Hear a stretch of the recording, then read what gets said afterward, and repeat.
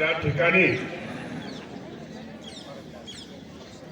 भारतरत्न बाबासाहेब आंबेडकर आणि त्याचप्रमाणे आमचे सहकारी एकनाथबाबा केदार यांचा संयुक्त पुण्यतिथीचा कार्यक्रम या ठिकाणी संपन्न झालेला आहे। अतिशय देखणा कार्यक्रम या ठिकाणी झालेला आहे।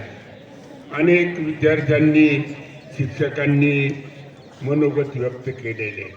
खऱ्या अर्थानं बाबासाहेबांचं या देशावर फार मोठं ऋण आहे असं म्हणलं तर ते वावगं ठरू नये। बाबासाहेबांच्या घटनेमुळं आज आपण खऱ्या अर्थानं सुरक्षित आहे असं म्हणलं तर ते वावगं ठरू नये। बाबासाहेब हे देशाचे एक भूषण होते आणि तुमचे आमचे एक मोठे मार्गदर्शक होते। खऱ्या अर्थानं त्यांचं सतत आपण स्मरण केलं पाहिजे, ही काळाची गरज आहे। या ठिकाणी आमच्या संस्थेचे चिटणीस एकनाथबाबा केदार यांची या ठिकाणी पुण्यतिथी संपन्न होत आहे।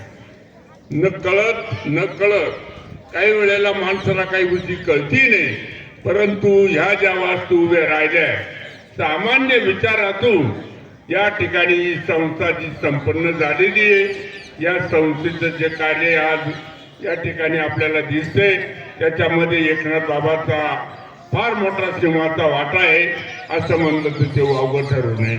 बाबांच्या मार्गदर्शनानं या ठिकाणी हजारो मुलं शिक्षण घेत आहे असं म्हणलं तर ते वावगं ठरू नये।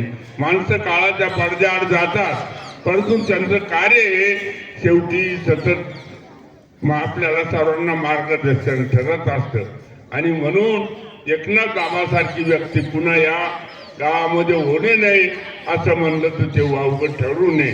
त्याचं कारण अबोल व्यक्तिमत्व आणि कामाचं फार मोठं कर्तृत्व असं एक व्यक्तिमत्व आपल्या संस्थेचे होऊन गेलेले आहे आणि म्हणून या ठिकाणी अतिशय देखणा कार्यक्रम संपूर्ण झालेला आहे।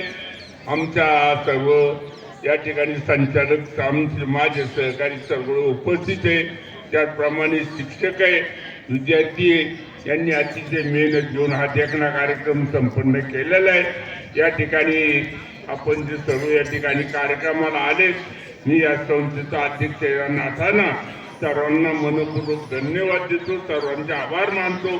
शिक्षकांनी मेहनत घेतली, सर्व शिक्षक आणि शिक्षिका या शाळेचे सर्व घटक यांचं मी खऱ्या अर्थानं आभार मानतो आणि माझं आजचे वाचन संपवतो। धन्यवाद।